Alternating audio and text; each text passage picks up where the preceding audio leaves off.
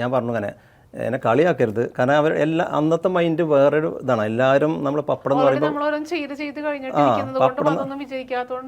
പപ്പടം എന്ന് പറയുമ്പോൾ ചെറിയൊരു പരിപാടിയാണെന്നുള്ള കാഴ്ചപ്പാട് തന്നെ നമുക്കൊരു മോശപ്പെട്ടതല്ല, ഒരു ഫുഡായിട്ടാണ്, പക്ഷെ ഒരു കുറഞ്ഞതാവുന്ന അദ്ദേഹം കരുതുന്നു ഞാൻ പ്രതീക്ഷിച്ചു. ഞാൻ പറഞ്ഞു കളിയാക്കും ചെയ്യരുത്, ഞാൻ പരിപാടി പറയാം. അങ്ങനത്തെ ഒരു ഞാൻ അങ്ങനെ വൈഫിൻ്റെ അനിയത്തിക്ക് കല്യാണം ശരിയാക്കാൻ വേണ്ടി പോയപ്പോൾ അങ്ങനെ ഒരു പപ്പടത്തിൻ്റെ പരിപാടി ഉണ്ടോ, വേണമെങ്കിൽ നമുക്കൊന്ന് നോക്കി നോക്കാമെന്നാണ്. അതിൽ അദ്ദേഹം പറഞ്ഞു അതിനെന്താ പ്രവീണ, നമുക്ക് നോക്കി നോക്കാം, അതിനെന്താ പ്രശ്നം, നമുക്ക് നോക്കി നോക്കാറുണ്ടോ. അത് എൻ്റെ മരുമകനുണ്ടായിരുന്നു, പെങ്ങളെ കുട്ടി ജിജി എന്നിട്ട്, ഇത് അനുവർക്കാരനാളായിരുന്നു. അതിൽ അവർ രണ്ടുപേരും കൂടെ നേരെ കൊച്ചിയിലേക്ക് പോയിട്ട് അവിടെ ഒരു സുഹൃത്തുണ്ട്, അവിടെ നമ്മൾ മിഷനും കാര്യങ്ങളൊക്കെ നോക്കി. സിമിൽ എന്ന് പറഞ്ഞ ആളുണ്ട് ഇവിടെ പിറവത്ത്, അദ്ദേഹത്തിൻ്റെ കമ്പനി പോയിട്ട് ഇതൊക്കെ എടുത്തു, മിഷനൊക്കെ എടുത്തു. അങ്ങനെ നമ്മൾ കമ്പനിയിൽ കൊണ്ടുവന്ന് ഒരു റെൻറ്റിനായിരുന്നു അന്ന് ബിൽഡിങ്. നമ്മൾ ബിൽഡിങ്ങൊക്കെ എടുത്തിട്ട് വീടിൻ്റെ അടുത്ത്, എൻ്റെ വീടിൻ്റെ അടുത്തായിരുന്നു. ഇവർ കോഴിക്കോടാണ് എൻ്റെ പാർട്ണറിൽ. എൻ്റെ വീടിൻ്റെ അടുത്ത് കമ്പനി റൂമൊക്കെ എടുത്തിട്ട് അവിടെ സ്റ്റാർട്ട് ചെയ്ത് വലിയ പ്രതീക്ഷയൊക്കെ ആയിട്ട് സ്റ്റാർട്ട് ചെയ്തു. നമ്മൾ എല്ലായിടത്തുനിന്ന് മുഴുവൻ കടം മേടിച്ചിട്ട് ബാക്കി എവിടെയെങ്കിലുമൊക്കെ കുറച്ച് ബാക്കി റിലേഷൻ ആളുകൾ ബാക്കിയുണ്ടെങ്കിൽ അവിടെ നിന്നൊക്കെ മേടിച്ചിട്ടാണ് തുടങ്ങുന്നത്. ഇനി വേറൊരു സംഭവം ബാക്കിയില്ല. അതിൽ തുടങ്ങി ഒരു ഫസ്റ്റൊക്കെ ഇങ്ങനെ പോയിട്ട് നമുക്ക് അറിയില്ലല്ലോ, 2 മാസം കഴിയുമ്പോഴേക്കും ആകെ പ്രശ്നം വരാൻ തുടങ്ങി. കാരണം നമ്മളെ മിക്സും കാര്യങ്ങളൊന്നും ശരിയല്ല. കാരണം ഈ മാവും നമുക്കറിയില്ലല്ലോ, ഫീൽഡൊന്നും കാര്യങ്ങളൊന്നും അറിയില്ലല്ലോ. പിന്നെ അവിടെ എടുക്കുന്ന പണിക്കാരെക്കുറിച്ച് നമുക്ക് വ്യക്തമായിട്ട് അറിയില്ല. അങ്ങനെ മൊത്തം പ്രശ്നമായിട്ട് ക്വാളിറ്റി സാധനം അങ്ങോട്ട് പോയ സാധനം തിരിച്ചിങ്ങനെ വരാൻ തുടങ്ങി. രണ്ടാമത്തെ പ്രശ്നം എന്ന് പറഞ്ഞാൽ നമ്മളൊരു വിപണിക്ക്, ഒരു പുതിയ വിപണിക്ക് നമ്മൾ ഇറങ്ങുമ്പോൾ എപ്പോഴും അവിടെ നിലവിലുള്ള ആളുകൾക്ക് ഒരു പുറത്തേക്ക് മറ്റുള്ള പുതിയ ആളുകൾ വരുമ്പോൾ തള്ളാനുള്ള ടെൻഡൻസി ഉണ്ടാവും. അത് ഈ ഫീൽഡല്ല, എല്ലാ ഫീൽഡിലും ഉണ്ട്. അതും ഇത് ക്വാളിറ്റി പ്രശ്നവും ഈ തള്ളലൊക്കെ പാടെയപ്പോൾ എൻ്റെ പപ്പടം അങ്ങോട്ട് കൊടുത്തതിനേക്കാൾ സ്പീഡിൽ ഇങ്ങോട്ട് വരാൻ തുടങ്ങി. കാരണങ്ങൾ ക്വാളിറ്റി പ്രശ്നമായിരുന്നു അന്നൊക്കെ ഉണ്ടായിരുന്നു. കാരണം നമ്മൾ എൻട്രി ചെയ്ത ടൈമല്ല, നമുക്ക് അത്ര വ്യക്തമായിട്ട് അറിയില്ലായിരുന്നു. രണ്ടാമത് നമ്മളെ ഈ പപ്പടം മറ്റുള്ള ആളുകൾ നമുക്ക് ചിലവഴിക്കാൻ ഇതുണ്ടാക്കില്ല. അവർ നമ്മളെ പപ്പടത്തിന് മുകളിൽ വേറെ അവരുടെ പപ്പടം കയറ്റി വെച്ചിട്ടൊക്കെ എക്സ്പയറി ആക്കാനുള്ള ഒരു ടെൻഡൻസി ഉണ്ടായിരുന്നു. അങ്ങനെ അത് പൊതുവേ എല്ലാ ഫീൽഡിലും ഉണ്ട്, ഇതിലും നല്ല എല്ലാത്തിലും ഉണ്ട്. നമുക്ക് ആ ഒരു സംഭവം ഉള്ളതാണ്, ആ ഒരു കോമ്പറ്റീഷനാണ്. അപ്പോൾ അങ്ങനെയൊക്കെ ആയ സമയം ഒരു 6 മാസമൊക്കെ ആയപ്പോഴേക്കും നമുക്ക് ഡെയിലി ഒരു 5000 രൂപ ലോസ് വരാൻ തുടങ്ങി. ഡെയിലി എന്നെ കൊണ്ട് താങ്ങാൻ പറ്റുന്നതിൻ്റെ അപ്പുറത്താണ്. അദ്ദേഹത്തിൻ്റെ സോഴ്സ് മുഴുവൻ കഴിയുകയും ചെയ്തു. അദ്ദേഹത്തിന് ഒരു പൈസ തരാനുള്ള വകുപ്പില്ല, കാരണം അദ്ദേഹത്തിൻ്റെ എല്ലാ ഗ്യാപ്പും അടഞ്ഞു. പിന്നെ ഞാൻ വീട്ടിൽ നിന്ന് ഈ വൈഫിൻ്റെ ഗോൾഡും കാര്യങ്ങളൊക്കെ പണയം വെച്ചിട്ടാണ് പണിക്കാർക്ക് കൂലി കൊടുക്കുന്നത്. ആ രീതിയിലൊക്കെ ആയിട്ട് 5000-6000 രൂപ ആയ സമയത്ത് ഇദ്ദേഹം പറഞ്ഞു, പ്രവീണ എന്നെ കൊണ്ട് സാധിക്കില്ല, ഞാൻ നിർത്തുകയാണ്, എന്നെ കൊണ്ട് മുന്നോട്ട് പോകാൻ സാധിക്കില്ല, എനിക്ക് ഒരുപാട് വീട്ടിൽ കടം പ്രശ്നമാണ്, എൻ്റെ പൈസ തിരിച്ചു വേണം എന്നാണ്. അദ്ദേഹത്തിൻ്റെ ഇറക്കിയിരിക്കുന്ന പൈസ തിരിച്ചു വേണം എന്നാണ്. അവിടെ വീണ്ടും, കാരണം എനിക്ക് ഈ കൂലി കൊടുക്കാൻ പോലും പൈസ അല്ല, ഞാൻ വൈഫിൻ്റെ ഗോൾഡും കാര്യങ്ങളൊക്കെ എടുത്തിട്ടാണ് ഈ കൂലി കൊടുക്കുന്നത്. എന്തായാലും അപ്പോൾ ഒന്നാമത് എൻ്റെ വീടിൻ്റെ തൊട്ടടുത്താണ് സ്ഥാപനം തുടങ്ങിയിരിക്കുന്നത്. അപ്പോൾ എന്തായാലും അത് നമുക്കൊരു ഇത്, കാരണം അദ്ദേഹം ഇവിടെ വന്നിട്ട് ഒന്നും അല്ലാതെ പോകാൻ പാടില്ല എന്നുള്ളതുകൊണ്ട് തന്നെ ഞാൻ കിട്ടാവുന്നതിൻ്റെ അപ്പുറത്ത് പലിശയ്ക്ക് അതും ഇതൊക്കെ മേടിച്ചിട്ട് അദ്ദേഹത്തിൻ്റെ ഫുൾ പൈസ, ഒരു പൈസ കുറയ്ക്കാതെ അദ്ദേഹത്തിൻ്റെ ഫുൾ ക്യാഷ് ഞാൻ കൊടുത്തു. കുറച്ചതിന് ശേഷം ഞാൻ അങ്ങനെ പിറ്റേ ദിവസമൊക്കെ വീട്ടിൽ പോയിരിക്കുകയായിരുന്നു. കാരണം എൻ്റെ എല്ലാ സംഭവം അടഞ്ഞു. ഈ പപ്പടത്തിനും കഴിഞ്ഞു. കാരണം പപ്പടം നമുക്ക് മുന്നോട്ട് കൊണ്ടുപോകാൻ പറ്റില്ല. എൻ്റെ ഇനി എവിടെ നിന്ന് പൈസ മേടിക്കാറില്ല. മാവിന് പോലും നമുക്ക് ഇതിനും ഇൻഗ്രീഡിയൻസ് മേടിക്കണമെങ്കിൽ പൈസ വേണം, മാവും കാര്യങ്ങളും മേടിക്കണം.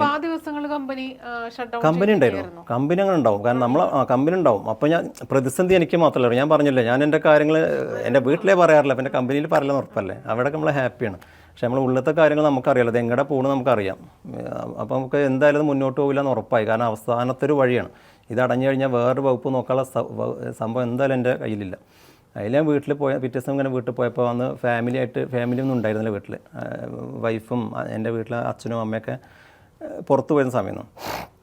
അതിൽ ഞാൻ അവിടെ എനിക്ക് ടെൻഷൻ സഹിക്കാനായിട്ട് ഞാൻ എനിക്ക് ഷവറിൻ്റെ വീട്ടിലൊക്കെ 5 മിനിറ്റ് നിന്ന് അപ്പോൾ ജലദോഷം പനി പിടിക്കുന്ന ടൈപ്പാണ് ഞാനൊരു 4-5 മണിക്കൂർ അതിൻ്റെ ചുവട്ടിലോടെ ഇരുന്നു, ടെൻഷൻ കുറയാൻ വേണ്ടിയിട്ട്. എന്നിട്ട് ഞാൻ അപ്പോൾ ആകെ കണ്ണൊക്കെ ചുവന്ന് ഇതായിട്ട് ഞാൻ പിന്നെ നേരെ അവിടുന്ന് ഒരു പാടുണ്ട് ഞങ്ങൾ തൊട്ടമ്പത് വയൽ, അവിടെ പോയിട്ട് ഇങ്ങനെ ഇരിക്കുകയായിരുന്നു. ആകെ വിഷമിച്ചിട്ട് നമുക്ക് ആരോടും പറഞ്ഞിട്ടില്ല. അമ്മയ്ക്കൊന്നും അറിയില്ല, അമ്മയ്ക്കും വൈഫിനും ആർക്കും അറിയില്ലല്ലോ, നമുക്കത് പറയാനും പറ്റുന്നില്ല. അച്ഛനാണെങ്കിൽ ഇങ്ങനത്തെ കാര്യങ്ങൾ കേൾക്കാനുള്ള ഒരു പ്രാപ്തിയില്ല.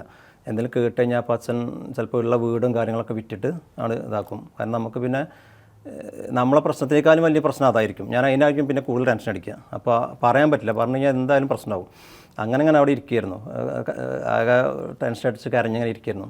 അതിൽ കുറേ സമയം 1 മണിക്കൂർ 2 മണിക്കൂർ കഴിഞ്ഞപ്പോൾ ബാക്കിൽ വന്നിട്ട് ഒരാളിങ്ങനെ വിളിക്കുന്നുണ്ട്. അതിൽ തിരിഞ്ഞു നോക്കിയപ്പോൾ അമ്മയാണ്. അതിലാകെ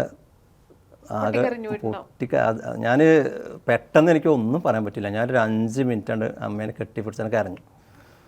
അതിൽ കരഞ്ഞതിന് ശേഷം എന്നിട്ടാണ് ഞാൻ അമ്മയോട് ചോദിച്ചത്, അമ്മേനോട് ചോദിച്ചത് എന്താണ് എൻ്റെ പ്രശ്നം, എന്താണ് വിഷയം. അമ്മ അത്ഭുതപ്പെട്ടു പോയി സത്യത്തിൽ. ഇത്രത്തോളം ഞാൻ കരയണമെങ്കിൽ ഒരു കാരണം ഉണ്ടാവുമല്ലോ, അത് വെറുതെ എന്തായാലും കരയില്ലല്ലോ. എന്താണ് പ്രശ്നം എന്ന് വെച്ചു. അതിൽ ഞാൻ എൻ്റെ കാര്യങ്ങൾ കംപ്ലീറ്റ് പറഞ്ഞു. ഫസ്റ്റ് മുതലുള്ള ഉണ്ടായ സംഭവങ്ങളും എന്നെ കൊണ്ട് കഴിയുന്നതിൻ്റെ മാക്സിമം ഞാൻ നോക്കിയിട്ടുണ്ട്. പക്ഷേ എനിക്കൊരു നിവൃത്തിയില്ലാത്തതുകൊണ്ട് സംഭവിക്കുന്ന കാര്യങ്ങളാണ്. അപ്പോൾ ഇനി എന്താ ചെയ്യാൻ എനിക്ക് അറിയില്ല അമ്മ, ഞാൻ എന്താ ഈ ഒരു രീതിയിലാണ് എൻ്റെ കാര്യങ്ങൾ, എനിക്ക് നിങ്ങളോട് പറഞ്ഞിട്ടൊരു കാര്യമില്ല എനിക്ക് അറിയാം. പക്ഷേ എനിക്ക് അതുകൊണ്ട് ഞാൻ പറയാതിരുന്ന പറഞ്ഞു. അതിൽ അമ്മ പറഞ്ഞു, ഞാൻ പ്രതീക്ഷിച്ചതിൻ്റെ ഓപ്പോസിറ്റാണ് അമ്മ പറഞ്ഞത്. ഞാൻ അമ്മേനോടൊക്കെ പറയുമ്പോൾ അമ്മയും വീണ്ടും എന്നോടൊപ്പം കൂടി കെട്ടിപ്പിടിച്ച് കരയുന്നത് ഞാൻ കരുതിയത്. പക്ഷേ അമ്മ പറഞ്ഞു അതൊന്നും കുഴപ്പമില്ല, നമുക്കിപ്പോൾ ഒരു വീടുണ്ട്, അത്യാവശ്യം അന്ന് സ്ഥലം ഒരു ഏക്കറോളം സ്ഥലമൊക്കെ ഉണ്ട്. അപ്പോൾ ഇത് കംപ്ലീറ്റ് വിറ്റാൽ ചിലപ്പോൾ ഈ പറഞ്ഞ കടത്തിൻ്റെ ഒപ്പം എത്തൂല, പക്ഷെ എന്നാലും നമുക്ക് തൽക്കാലം പിടിച്ച് നിൽക്കാൻ പറ്റും. അത് നമുക്ക് വിൽക്കാം, വിറ്റിട്ട് നമുക്ക് എത്രയോ ആളുകൾ വാടകയ്ക്ക് താമസിക്കില്ല, ഹാപ്പി ആയിട്ട് താമസിക്കില്ല, അതൊന്നും കുഴപ്പമില്ല, നമുക്ക് അങ്ങനെ പോയിട്ട് താമസിക്കാം. ഞങ്ങൾ 2 ആൺകുട്ടികളല്ലേ, ഇനിയും പണിയെടുത്ത് നമുക്ക് ഇതുണ്ടാക്കാമല്ലോ, അതൊന്നും കുഴപ്പമില്ല, ഈ ധൈര്യമായിട്ടൊന്നും നമുക്ക് അതിനെക്കുറിച്ച് ആലോചിക്കേണ്ട, പൈസനെ കുറിച്ച് ആലോചിക്കേണ്ട. ഇപ്പോൾ നമുക്ക് ചെയ്യാൻ പറ്റുന്ന ഇത് നല്ല പച്ചപിടിപ്പിക്കാൻ പറ്റുമോ നോക്കിയൊക്കെ അതിന് വരെയൊക്കെയുള്ള ഗോൾഡോ കാര്യങ്ങളോ, എൻ്റെ ഗോൾഡ് വേണമെങ്കിൽ അതും തരാം, ആ രീതിയിലെ കാര്യങ്ങൾ ചെയ്ത് നോക്കുമെന്ന് പറഞ്ഞു. ഈ 16 വയസ്സ് തൊട്ട് അമ്മ കാണുന്നുണ്ടല്ലോ, തീർച്ചയായിട്ടും എപ്പോഴും എല്ലായ്പ്പോഴും അധ്വാനിച്ച് സമ്പാദിച്ച് വീട്ടിലേക്ക് കൊണ്ടുവരണം എന്ന് ചിന്തിക്കുന്ന ഒരു മകനാണെന്ന് കാണുന്നതുകൊണ്ടാണ് തീർച്ചയായിട്ടും അമ്മ ഒരു രീതിയിൽ സപ്പോർട്ട് ചെയ്തിരിക്കുന്നത്. അതെ അതെ. അപ്പോൾ അങ്ങനെ പറഞ്ഞ് അതിൽ എനിക്ക് വലിയ എനർജി ആയത്. കാരണം നമുക്ക് ഞാനാകെ ഭൂമിക്ക് പോയി ആ രീതിയിൽ നിൽക്കുക, അത്രയും അടിപതറി നിൽക്കുന്ന സമയത്ത് ഈ കിട്ടിയ വാക്കുകൾ വലിയ ഊർജ്ജം. എനിക്ക് ഒന്നും സംഭവിച്ചിട്ടില്ല സത്യത്തിൽ. ചിലപ്പോൾ പറയും അത് സമാധാനിക്കും, നമുക്കത് കുഴപ്പമില്ല അങ്ങനെ പറയും. പക്ഷെ ഒരു സൊല്യൂഷൻ തരുന്ന ഒരു അമ്മ അല്ലെങ്കിൽ അച്ഛൻ അല്ലെങ്കിൽ നമ്മുടെ ഒരു പാർട്ട്ണർ എന്ന് പറയുന്നത് അത് ഭയങ്കര എനർജിയാണ്. വലിയ എനർജി. കാരണം എൻ്റെ ജീവിതത്തിലെ ലൈഫിലത്തെ ഒരു ട്വിസ്റ്റാണത്, ലൈഫിൻ്റെ ഒരു ട്വിസ്റ്റായിട്ട് മാറിയ. ഒന്നും ചെയ്തിട്ടില്ല, ഒന്നും സംഭവിച്ചില്ല, പക്ഷെ ആ ഒരു വാക്കുകൾ വലിയൊരു കാര്യം. ഞാനൊരു ടച്ചിങ് സ്റ്റോറി എന്ന് പറഞ്ഞത് അതുകൊണ്ടാണ്. ആ ഒരു ഇപ്പോഴും സാറിനത് ഓർത്തെടുക്കാൻ പറ്റുന്നത് തീർച്ചയായിട്ടും ആ ഒരു മൊമെന്റ് നമുക്കും അത് മനസ്സിലാക്കാൻ പറ്റും. കാരണം കടക്കാരും കാര്യങ്ങളും ഒക്കെ അവിടെ നിൽക്കുകയാണല്ലോ, അവരൊക്കെ പിറ്റേ ദിവസം മുതൽ ആ പ്രശ്നം ചോദിക്കുന്നത് എനിക്കറിയാം. പക്ഷേ നമ്മളെ മനസ്സിൽ അതൊക്കെ മാറി, അതൊക്കെ എനിക്ക് അതിജീവിക്കാൻ പറ്റുന്നൊരു കോൺഫിഡൻറ്റ് വന്നു. പിറ്റേ ദിവസം മുതൽ ഞാൻ ഒന്നും കൂടെ എനർജറ്റിക്കായിട്ട് നമ്മളെ വ്യവസായത്തേക്ക് ഇറങ്ങി. എന്തുകൊണ്ടോ അറിയില്ല, നമ്മളെ 5000 6000 ലോസ് ഉള്ള സമയത്ത് അത് 4000 ഒരു മാസം കഴിയുമ്പോൾ 4000 പിന്നെ 3000 2000 1000 ടാലിയായി. നമ്മൾ ലാഭവും നഷ്ടമില്ലാത്ത അവസ്ഥയായി. അപ്പോഴേക്കൊക്കെ ഒരു 1-2 കൊല്ലമായിട്ടുണ്ട് കേട്ടോ തുടങ്ങിയിട്ട്. ഭയങ്കരമായിട്ട് ഗ്യാപ്പ് വരികയാണ്. അപ്പോഴേക്കൊക്കെ പൈസ കഴിഞ്ഞ് വൈഫിൻ്റെ ഗോൾഡൊക്കെ നമ്മൾ പണയം വെച്ചിരുന്നു ആദ്യം. ആ പണയമൊക്കെ എടുത്തിട്ട് വിൽക്കുമ്പോൾ കുറച്ച് പൈസ അധികം കിട്ടും. പണയം വെച്ചുമ്പോൾ കുറച്ച് കിട്ടുന്ന പൈസേക്കാളും കുറച്ച് വിൽക്കുമ്പോൾ പൈസ കിട്ടും. അങ്ങനെ അടക്കം ഇട്ടിട്ട് ഒരു സാധനം ഇല്ലാത്ത അവസ്ഥയിൽ ഗോൾഡൊക്കെ ഇട്ടിട്ട് നടക്കുന്ന അവസ്ഥയിലായിരുന്നു. പക്ഷെ അങ്ങനെയായിട്ട് പിന്നെ നമ്മൾ ഒരു 2 വർഷമൊക്കെ ആകുമ്പോൾ ടാലിയായി. പിന്നെ കുറച്ച് 500 രൂപ 1000 രൂപയായിട്ട് ഇങ്ങനെ പ്രോഫിറ്റ് ആയി തുടങ്ങി. അതുവരെ മിക്കണ്ട പ്രശ്നങ്ങളൊക്കെ ഉണ്ടായിട്ടും ഞാൻ അന്ന് ഒരു ദിവസം പോലും നമ്മൾ ജോലിക്കാരുടെ പൈസ കൊടുക്കാതിരുന്നിട്ടില്ല. അന്ന് എനിക്ക് 5-8 ജോലിക്കാരൊക്കെ ഉണ്ട്, കൃത്യമായിട്ട് കൊടുക്കും. അന്നും ഇന്നും എന്നും നമ്മൾ ജോലിക്കാരുടെ പൈസ നമ്മൾ കൃത്യമായിട്ട് കൊടുക്കും. അതിൻ്റെ ഒരു പ്രാർത്ഥന ആയിരിക്കാം ചിലപ്പോൾ, അത് ഞാൻ തന്നെ വിശ്വസിക്കുന്നുണ്ട്. കാരണം ജോലിക്കാരുടെയും സപ്പോർട്ട് ഇപ്പോഴും ഉണ്ട്. അന്ന് ജോലി ചെയ്ത ആളുകൾ ഇപ്പോഴും നമ്മൾ കമ്പനിയുടെ കൂടെ ഹാപ്പി ആയിട്ട്. കൂടാതെ ഇത്രയും പ്രതിസന്ധികൾ ഉണ്ടായിട്ടും അവിടെ ഒന്നും പതറാതെ കൂടെ നിന്നിട്ടുള്ള സഹധർമ്മിണിയായാലും തീർച്ചയായിട്ടും അതും ഒരു വലിയ എനർജിയാണല്ലേ. ഇങ്ങനത്തെ ഇത്രയും വലിയ പ്രശ്നങ്ങളൊക്കെ നടക്കുമ്പോൾ ഒന്നും ആരോടും പറയുന്നില്ല, ഷെയർ ചെയ്യുന്നില്ല. അപ്പൊ അവസാനം അമ്മയോട് പറയുന്നു, പൊട്ടിക്കറിയുന്നു. അപ്പോഴായിരിക്കും തീർച്ചയായിട്ടും മാം പറഞ്ഞിട്ടുണ്ടാവും. അപ്പൊ ഇതൊക്കെ അറിഞ്ഞപ്പോൾ മാമിന് എന്താണ് ശരിക്കും പറഞ്ഞാൽ തോന്നിയത്? ഇവിടെ വെച്ച് അവസാനിക്കുന്നതാണോ അതോ ഇനി മുന്നോട്ട് പോകാൻ പറ്റുന്ന ഒരു തോന്നല് ആ സമയത്ത് ഉണ്ടായിരുന്നോ? പക്ഷെ ഇത്രത്തോളം ബുദ്ധിമുട്ടുകൾ അവര് താങ്ങി നടക്കുന്നുണ്ട്, ഇത്രയും വിഷമങ്ങൾ ഉള്ളിലുണ്ട് എന്നുള്ളത് അറിഞ്ഞപ്പോൾ ഭയങ്കര സങ്കടം തോന്നി. കാരണം എന്നോട് പോലും ഷെയർ ചെയ്യാൻ അവർക്ക് തോന്നിയില്ലല്ലോ എന്ന് ആലോചിച്ചപ്പോൾ സങ്കടം തോന്നിയിരുന്നു.